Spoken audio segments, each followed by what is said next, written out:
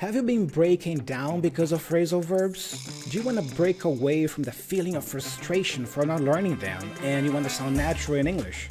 Well, today, one of our viewers sent us a burning question, well, more like a cry for help, but we are here to help, so let's check it out. You know, I really enjoyed how the viewer left the comment here because it's just break down, please. Phrasal verb, break. It's almost like, please, help me understand this. We're going to do just that. But Ethan, let's make a game out of it. Okay, so here's how it's going to work. I have here 7 phrasal verbs with a break, and I have sentences with each one. Okay, I'm going to read this sentence, but I'm not going to read the phrasal verb with break. I'm going to go blah, blah, blah. So blah, blah, blah is supposed to be a phrasal verb with a break. So I would like you to try to guess which phrasal verb with a break you could use in that sentence based on the context. All right? All right, I'm ready for it. The first one is, my car, blah, blah, blah, right in the middle of the road. I'm going to guess it's broke down right in the middle of the road. Bing! Yeah, that's it. That's correct. So this is one meaning, which means when something breaks down, it malfunctions or it stops working. All right? Very nice. Number 2, the thieves, blah, blah, blah, through the back door and stole the jewelry. They broke in through the back door. Awesome. It's easy. You are native, man. Come on. Yeah? I should be testing you. Right? Yeah, but that's it. Amazing. When you break in a place, you enter forcefully. You invade a place.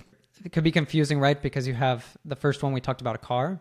So you could have your car break down, but you could also have your car broken into, which would be the second thing. So if it breaks down, it malfunctions. If it gets broken into, someone broke the window, maybe because they saw your phone laying on the car seat, on the seat, and they took it. It's amazing how just by changing the preposition, the meaning changes entirely. Isn't it? I have another one here, Ethan. I blah, blah, blah in a cold sweat when I realized I forgot the presentation slides. I think it's break out in a cold sweat, right? And what does it mean in this case, to break out in a cold sweat? It's interesting too, because the cold sweat, usually it's related to nerves or anxiety. You're not sweating because of exercise or temperature, but because of emotion. And we'll use this collocation of break out in a cold sweat to mean that you're starting to sweat all of a sudden. Nice. Awesome. One more I have here. After years of arguing, they finally decided to blah, blah, blah. They finally decided to break up. There you go. Yeah. Which means? It took me a minute. It means you decide to end a relationship. That's it. Would the opposite of break up be make up? That's it. Yeah. Kiss and make up. That's a expression that even we'll use it with in a figurative sense, but you might say if kids are arguing, 2 brothers, to say, I want you guys to kiss and make up. It's not literally asking them to kiss, but it's like make your peace. Figure out whatever you need to do, but stop fighting. All right. Awesome. The scientists finally blah, blah, blah and found a cure for the disease. Does it have a breakthrough or broke through? Exactly. But I have heard to have a breakthrough, yes. But is it possible to use it like that as a verb? You break through?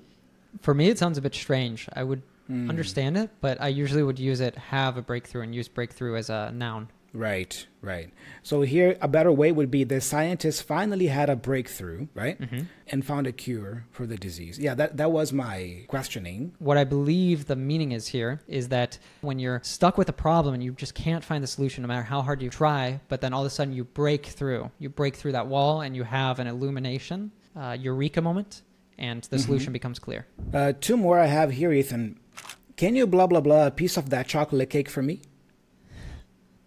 Break off a piece of that chocolate cake? Yeah, that's it. Now, is it common to say that? Isn't something I would use break off with? I might say break off. It's like it has to have this, if people are watching, like this sort of action.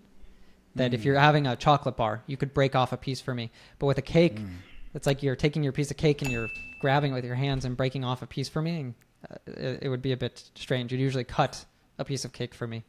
But we'll use that with food, right? Break off a piece.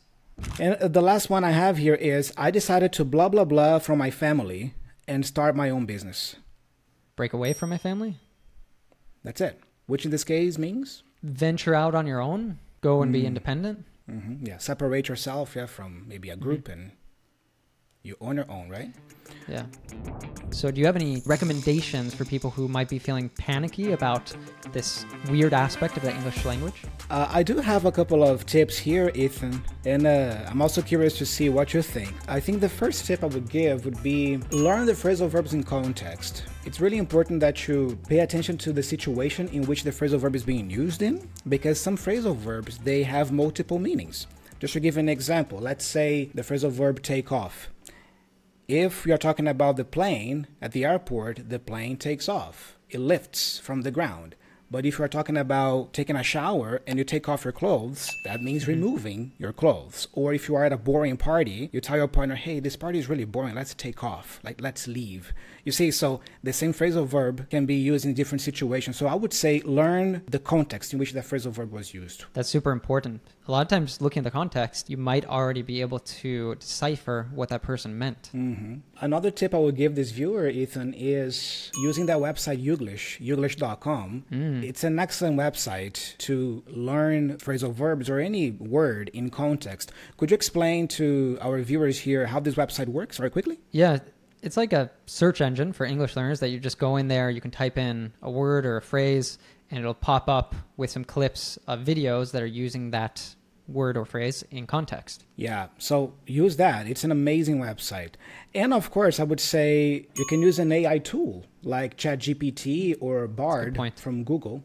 It's a really nice resource nowadays that we have these artificial intelligence tools to help us. For example, if I'm listening to a podcast in Portuguese and I hear them use a word I know, but it's in some sort of context that I'm not sure what they meant by it, I'll just jump into really quickly ChatGPT and I'll ask, what does this word mean in this context? And it gives me a great explanation of exactly what that means. So it's wonderful for that because it's so specific to the context, to the situation that you're in, but it's not foolproof. So if you're studying this word or phrase, you might want to look up an English dictionary and actually get the definition of it. And I believe there's some dictionaries that are specifically for phrasal verbs. Yeah, there are dictionaries. For example, you can have phrasal verbs dictionary from Oxford, Cambridge, Longman. These are famous publishers. So if you go to Amazon, for example, you can find those if you want to buy them. Or oftentimes, if I search for break in the dictionary, usually if you scroll down, it'll list all the different phrasal verbs that exist with that along with their definition. And I think the last tip would be live your English.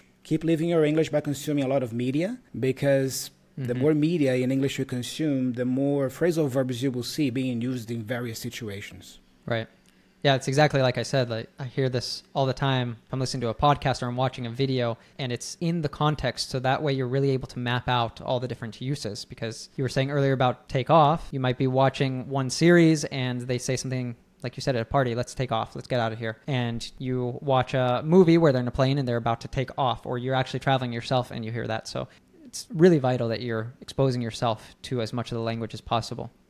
Ethan, you said something nice there, to map out the different meanings of the phrasal verb or context. What does it mean to map something out? Yeah, that's a phrasal verb, right? If we think about that literally, if you map out a territory, which we're not doing so much nowadays, but if you went to a new place and you tried to draw the lay of the land, you tried to draw there's a river over here, there's a mountain over here, and so on, you're mapping out that piece of land. But if we use it figuratively in this sense, we're doing a similar thing, but we're trying to get all the details, really to get the context, the understanding of it in a deeper way, and to document that somehow. And Ethan, I think since this viewer asked for phrasal verbs with break, we could also talk about maybe 7 common phrasal verbs with break. And you, dear listener or viewer, if you have a burning question in English you just can't break through and find the answer for, then you might want to leave us a comment down below letting us know, and we might just select it to be our next burning question we answer here on the show. So we're really looking forward to getting that.